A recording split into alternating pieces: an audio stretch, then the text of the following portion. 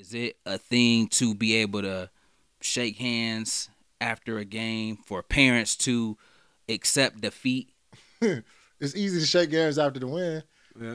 But no, after the defeat, no, it's hard, bro. So because we live in a culture where do they really start to count the losses, man? Like at what age? That's my question, real quick. What age is it like when you playing you basketball? It really take the score and it really Participation trophies has wiped out. and that's my point. You know what I'm saying? Like that, growing up that way, when you're not starting out competing at the youngest level. Like man, I didn't like how that felt at 4, 5, 6 years old. That loot, no, I'm straight on that. I want to work and do better so I don't have to feel those feelings. So I think that's at play as well because the participation ribbon, we all won.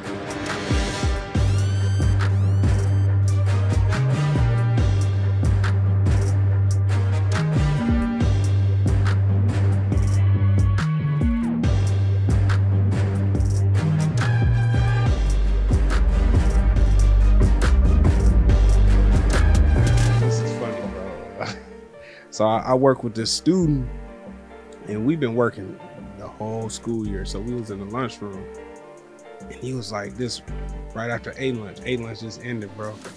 He came up to me like, "Eyes big, Mr. Bruce, Mr. Bruce." I'm like, "Bro, like, what's up, bro? Like, what's going on?" He said, "Man, I gotta tell you something. I just met this girl. Man, she was sensational." Bro, when he said sensational, dog, You fell out. man, I fell out, bro, because that's us. Like that is something we would say. For him to say that, man, I was on the floor, bro. I was on the floor, He was man. convincing you about it, like Man, what, bro? It was hilarious, man. That Bro, made what my new day. words they saying nowadays in school? He got sensational. He's solid. He the only one saying that. But cap, no cap. They be saying that. My son sent me a TikTok. Somebody was eating something and he was like, "It's delicioso." It's like what? Like man, these kids crazy. But it's funny though, bro, because you know all the slang terms, bro. It's the same. Like we had our slang terms, and it continues. But it's just it's funny though, bro. Like cause then my kids be trying to clown me. Cause when I say they slang terms, but I'm like, bro, we started this stuff. We used to come up with slang terms, and We the had, whole city, we had used the to whole city talking like man, that. the whole city be talking like us, man. So they be trying to clown me and stuff like that. But yeah, man, I just know they be saying no capping, like you said. yeah, it's funny, bro. It's just a new form of communication. That's all it is, bro. We was on the same tip with you don't know, and You butt. you butt and crown yourself, all that kind of crazy stuff. So Yeah. all this capping, you know what I mean? What's the other ones, bro? The drip and Oh yeah. yeah, coming in hot, all this old crazy stuff they be saying, bro. But I like it overall though, man. I'm a person that I like to just take it all in and let the little young cats usher in whatever the new speed is. And I'm like, if that's the new flavor, okay. Let me just see how y'all gonna swag it a little bit. And I like it, man. Even to the music, man. Like I remember when, and I ain't a fan of mumble rap. I'm an 80s baby, so I like the 90s, late 90s, early 2000s hip hop. But after we got over the hump of mumble rap, some of these dudes is picking up the torch a little bit and stepping their game up a little bit. I like Lil Baby, for instance. You know what I'm saying? I like Lil Durk. You know what I mean? And so sometimes, as opposed to just being hard on the, man, we had Nas in our day. We had Jay. You know what I'm saying? We had Jadakiss. We had X. As opposed to being that dude that's always doing that, just falling back, man, and letting these little guys rock. I like it. You have to, You know man. what If you I'm want to saying? stay in tune with what's going on, man, you have to. Facts. Like, especially we got kids, bro. They listen to music all the time, bro. Whether they Facts. cleaning up in their room, you know what I'm saying. So to know what they going through, to know what they bumping, you gotta tune in, bro. You have to. Yeah, my son listen to NBA Young Boy. See, like, I can't get with it. Like I be like, dude, like he be sounding the same. That's his thing. NBA Young Boy, he be on it tough. That's everybody. That's all the young generation thing, bro. I think he the most followed guy on YouTube. Yeah, he bro. definitely the most streamed. Okay. NBA, I rock with him. I like 42 Doug. I like like I say, Lil Durk. I like all. Be honest. Let me just be honest. I couldn't even tell you who these dudes is, what they look like though. I just know when I hear the song. Like my wife plays something from I think his name Travis Scott. Yeah. I'm looking like that was his song. Okay, that little song was hot. And I remember Kanye was saying something like, "Man, all of them little new rappers try to be like me." I didn't get it when he said it because I ain't even know what he was referring to. And then I happen to just listen. I'm looking like I do hear Ye and some of these. I hear his influence over some of these little guys. And so, man, it's a beautiful thing, man. When you just ain't the dude that's trying to shut it all down, in my opinion. Yeah. Speaking of Travis Scott and Ye, did y'all hear about Travis Scott giving Kanye the address where his daughter's birthday was at? Did y'all hear that news, bro? I've seen that, bro. I seen Kanye go like live or something. Yeah.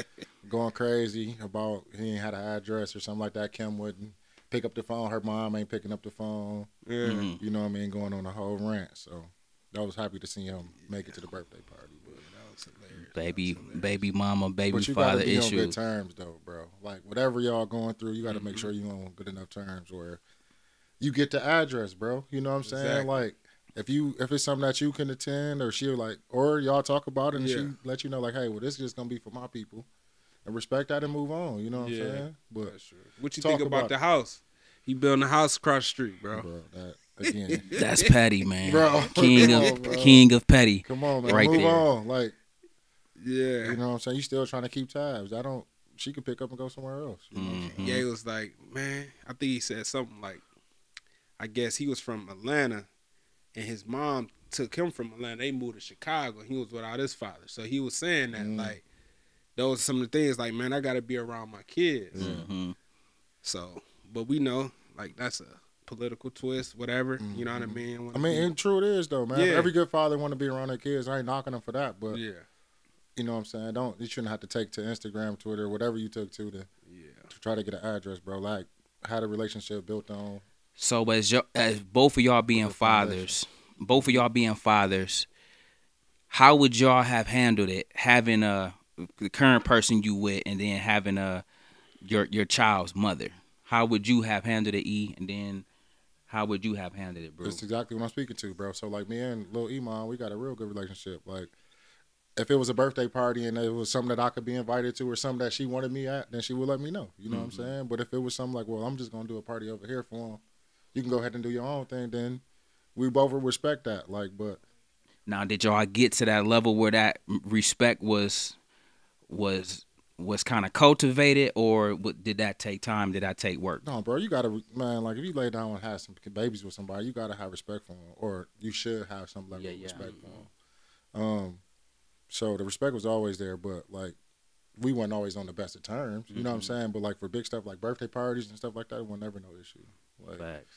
if I wanted to do something, I'd just be like, well, I'm just gonna do something for them. You know what I mean? You go She ahead was and cool with that. I'm gonna do it on this day. You go ahead if you want to do it on So compromising and Yeah. making sure that communication. schedules, then conflict. Okay, that was key. CB, with you married, but Kevin mom is different from Cassie. Yeah, it's You know what I'm very saying? different. So I just got full custody of my son. So he's this summer. So he was living in Texas since he in kindergarten. So he was 5 years old.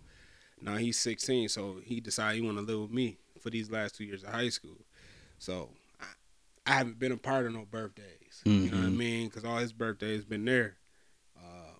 So this would be new for me. You know what I mean? His mom moved up here She moved up here now. in Michigan. Mm. So from Texas, she moved up to Michigan. Yeah, she put it, yay. Yeah.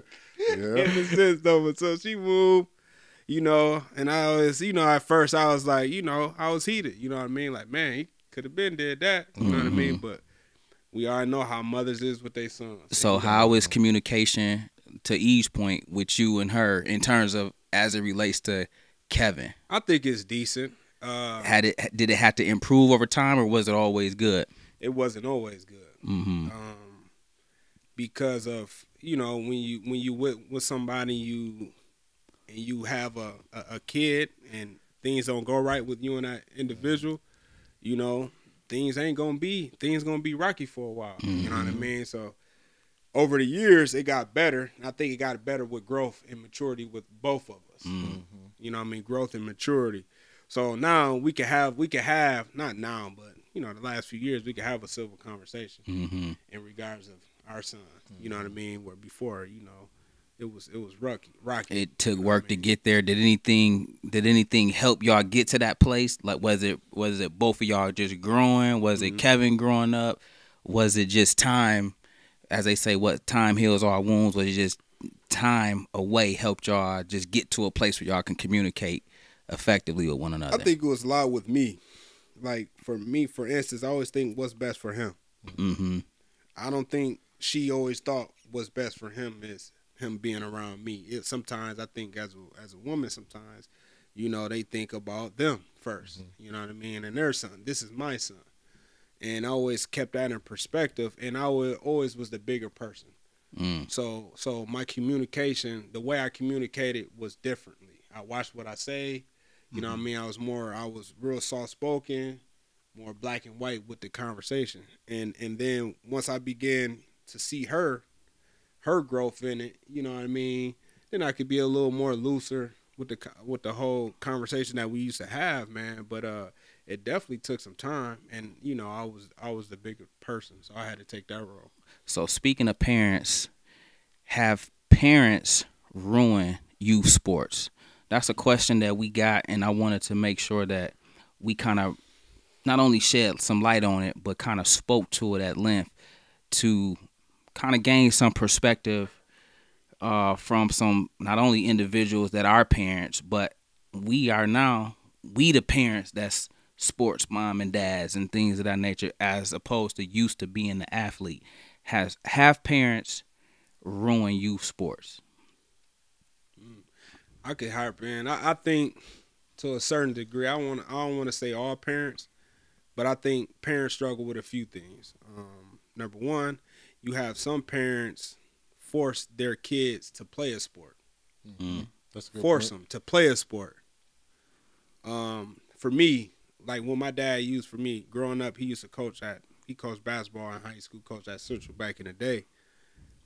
So he took me around it. So I fell in love with it because I'm around it all the time. Same thing I did with my kids. You know what I mean? I took them around the sport. They want to pick up a ball, whatever, football, basketball, whatever it is, I'm going to help you out in that. So number one, parents is forcing them. Number two, some parents, and I'm not saying all parents, some parents have this self of this, I didn't make it in high school, or I didn't make it in college. I didn't do what I was supposed to do, so now I put all this pressure on my kid. They want to live through them. There you go. They trying to live vicariously through their kids and maybe pushing a kid when a kid may not even have it, may not even want it for real. Exactly. Number three, you have a lot of single mothers, right? And they have boys, for example, and they don't know what direction to go. So they easily manipulate it. So, hey, come play AAU basketball. So they manipulated by the coaches? Yes, easily. Coaches. You know what I mean? Sometimes it's trainers. You know, and they're not getting that education up front. Like, okay, you spending thousands of dollars for AAU and all this training, right? You don't even know this coach backstory. You don't even know this training backstory. You know what I mean? And, you know, and that's tough because the moms don't know. You know what I mean? The moms don't really know, and they going all by what other people are saying. They really not digging that information up. And I think, you know, to some degree, you know, AAU basketball had affected basketball in this whole, in general, man. Think about it. They got AAU basketball for kindergarten, first grade, second grade, third, fourth, fifth. And these kids in second and third grade, bro. And I'm not saying, you know, and these kids traveling all over the country. You know how much money that is and time? And that's not a kid being a kid. And granted, I know it's some households and some kids in second, third grade might got it. But that's a low percentile, bro. That's a good point. Low percentile. I want to speak to, bro. You hit a few things on the head, man. With the parents, on the parent side of things. For one, I want to speak to they're living through vicariously through your kids. Like you kind of touched on it, but like you said, bro, the ones that don't make it. Let's go back a little bit. Before you had kids, bro, everybody's like, man, when I have a son, he going to the league. Oh yeah. You know what I'm saying? And as low level thinking as that is, bro, people carry that on over into real life. Mm-hmm.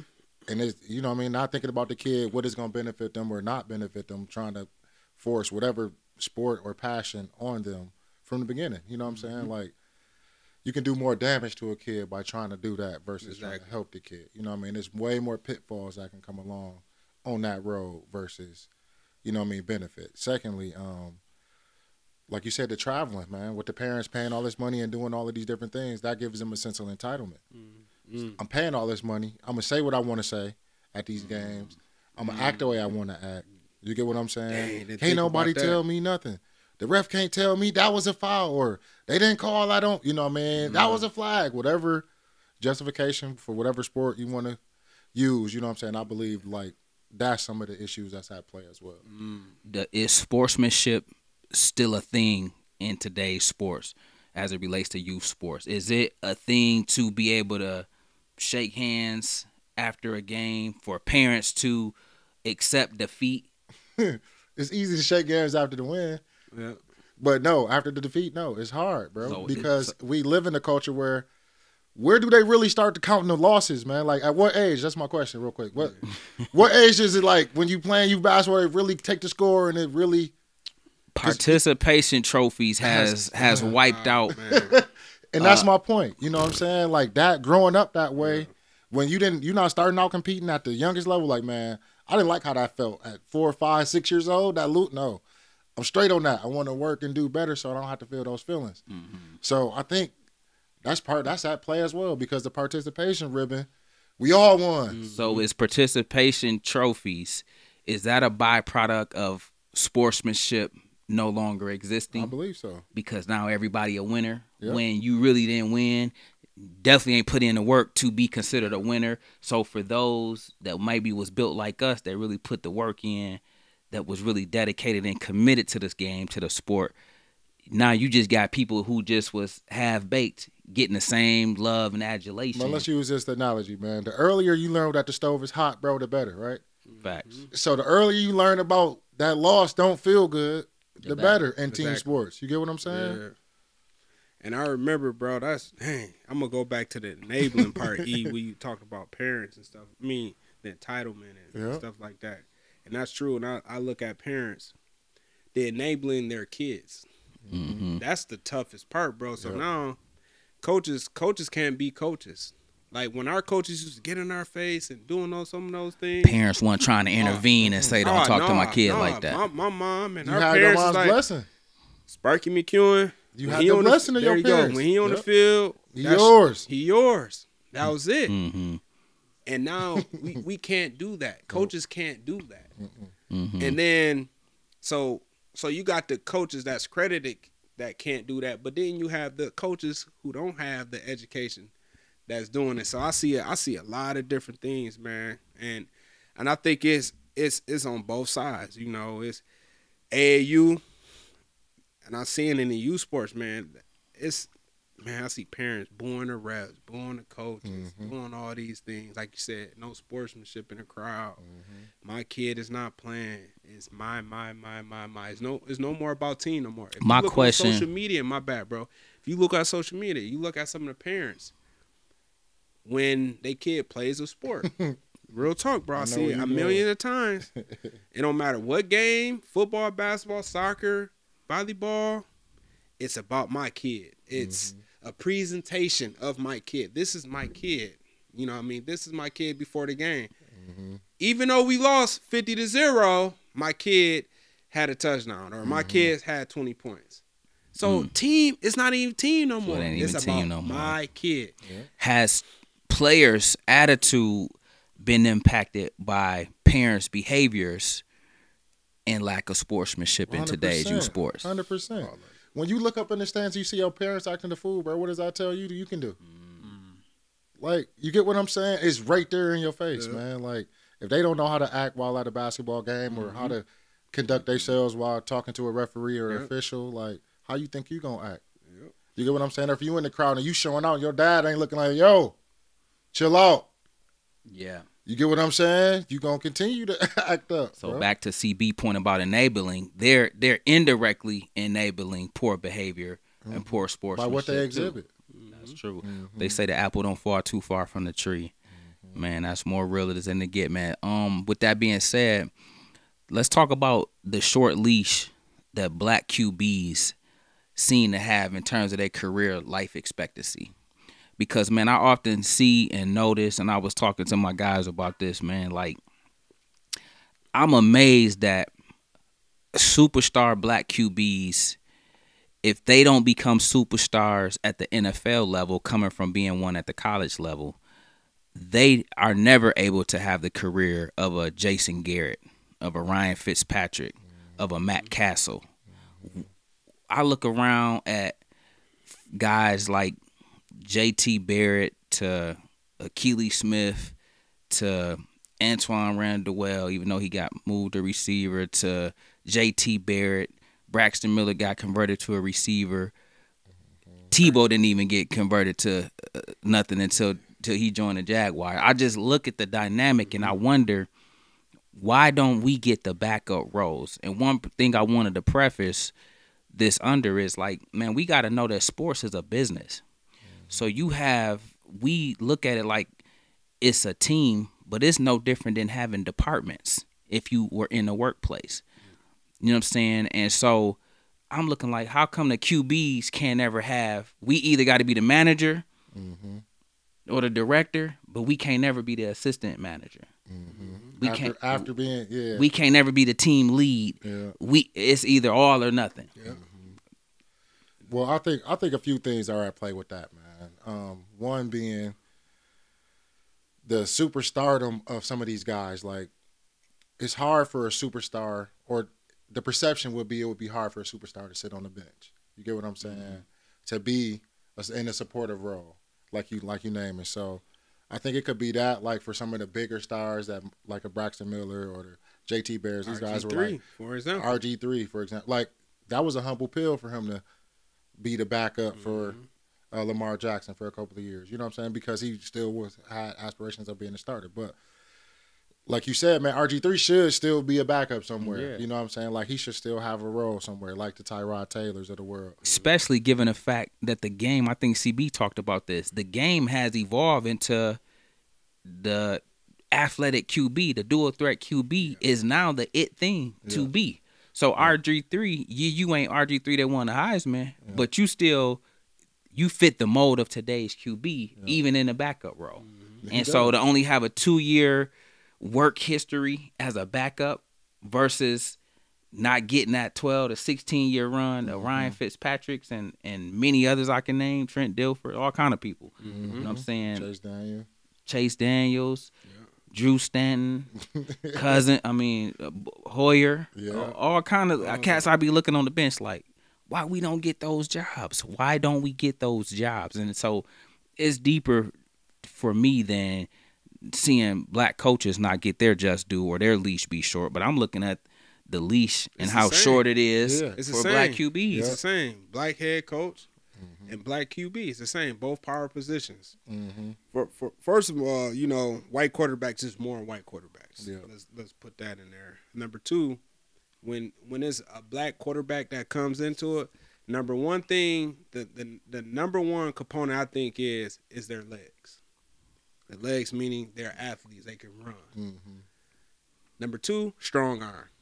Do they got arm talent? Yeah. And then it's the progression. They have to get better, not progressing, on reading coverages. Think about in high school. Okay, let's put it in high school. All right, there's so many inner city schools in American high school, right? High school football, and you have so many talented athletes that play the quarterback position. They play that position in high school because they're the best athlete. They the best athlete.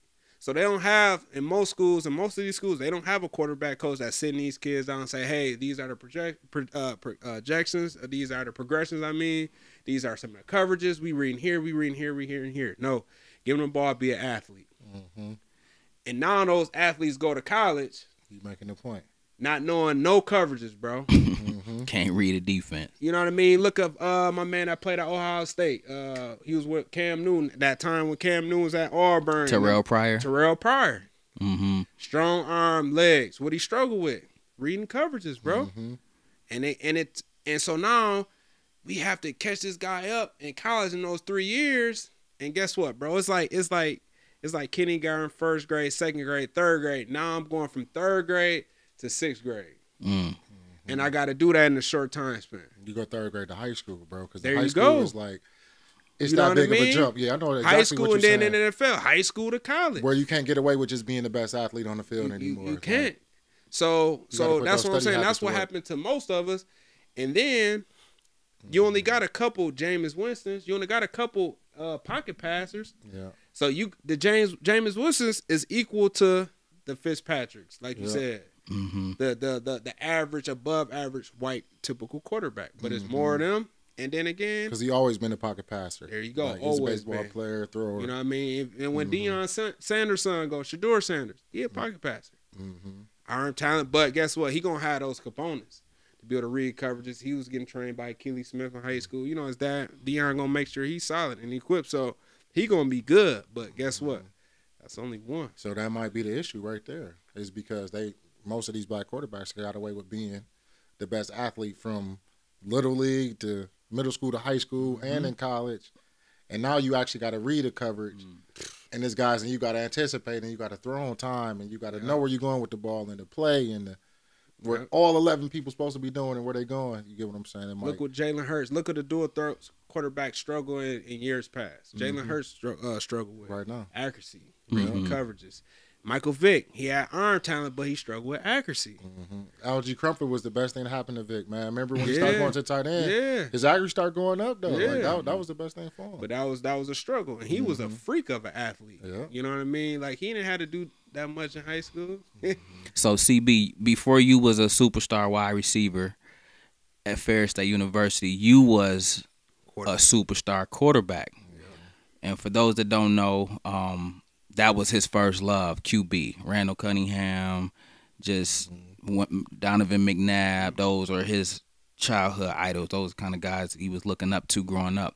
What is some of the challenges as well as responsibilities do you feel when you were a quarterback that was at play for you? Was it a burden having to be the leader of the team? You get all the praise when you win, all the blame for the losses.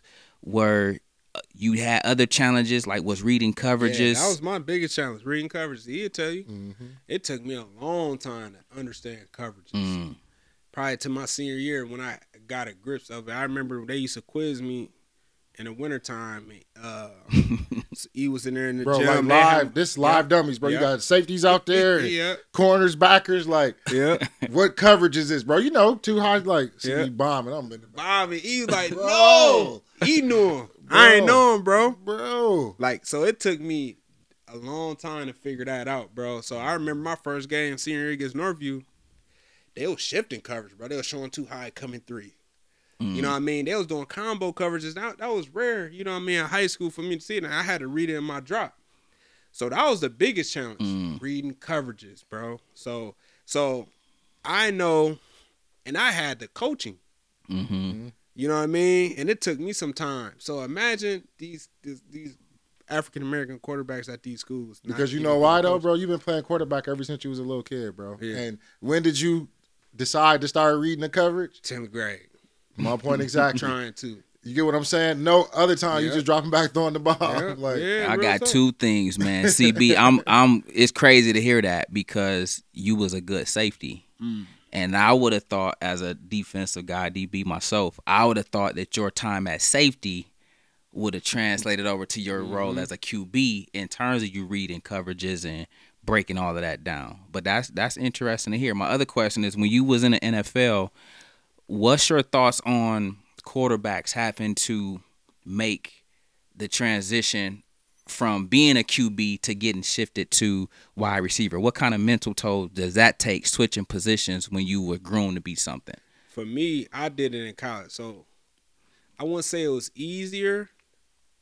It was challenging in the sense of, you know, routes I struggled with, running a curl route, running a comeback. that was a challenging factor. But it helped me because I knew every coverage. So at receiver, imagine receivers don't know coverages like that, bro. Especially in college.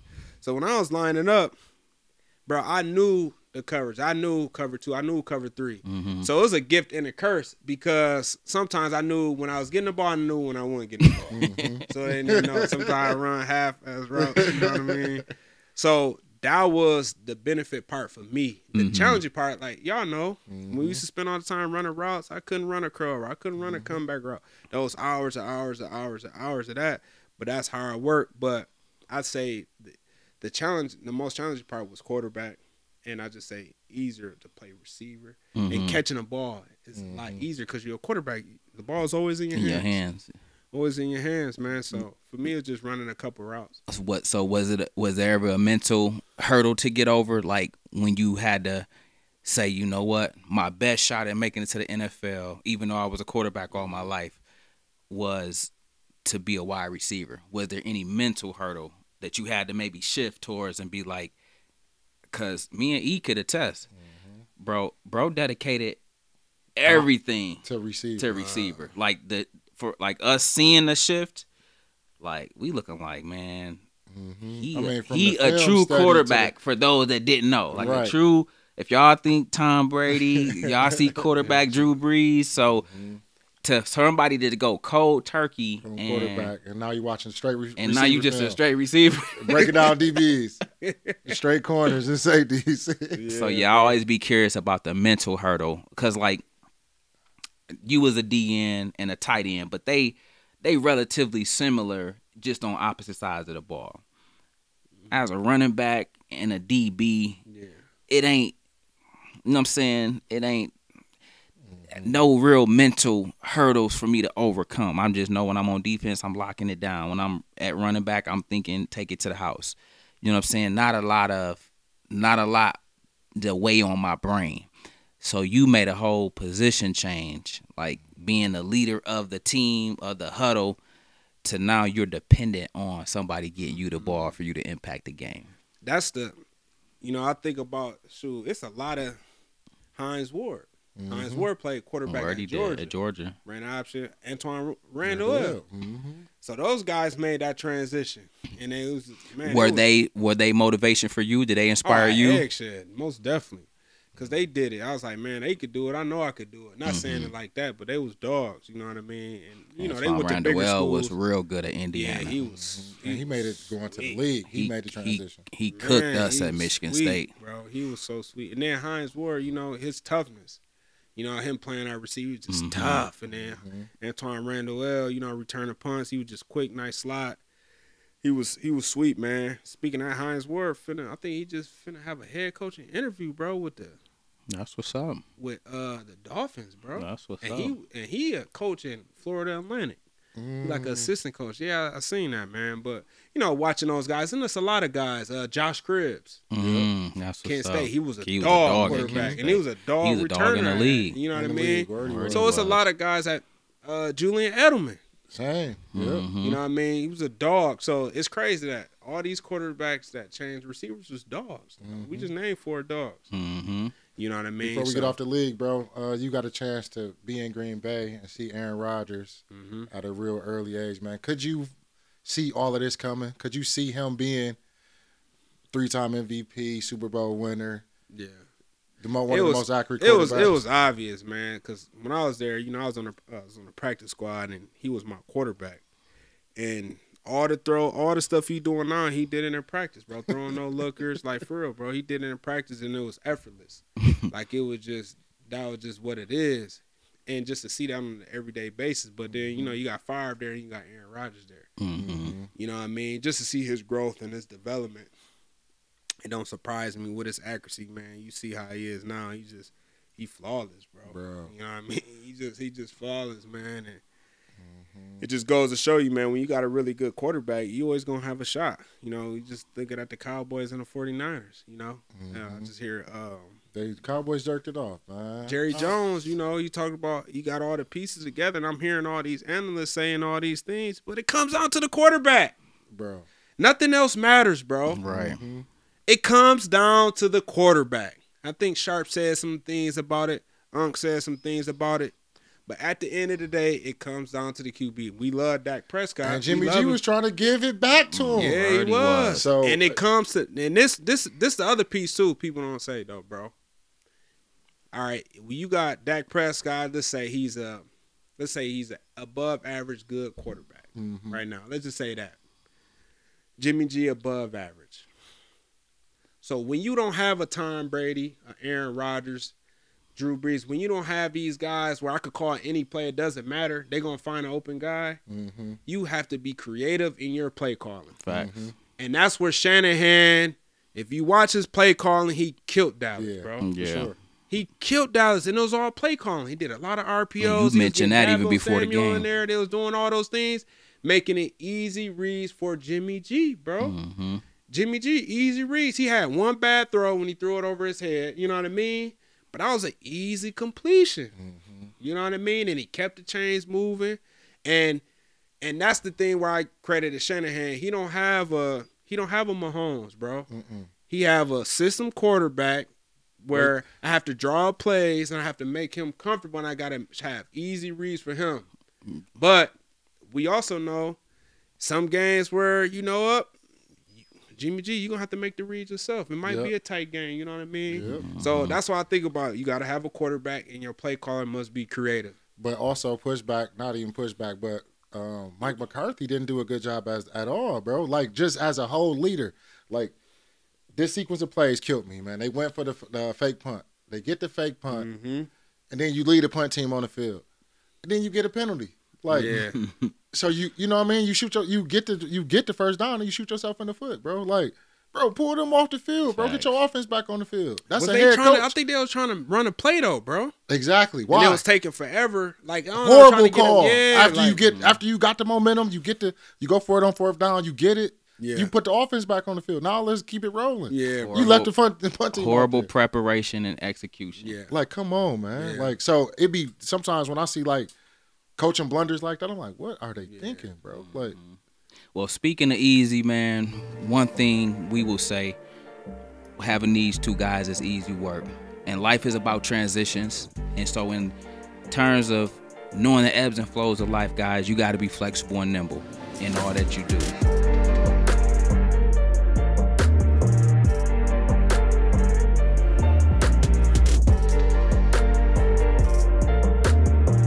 All right, guys. Thank you for tuning in. Make sure you check us out at YouTube, Deeper Than Sports, Twitter, Deeper Than Sports, and our Instagram, Deeper Than Sports. Until then, next time, see you later.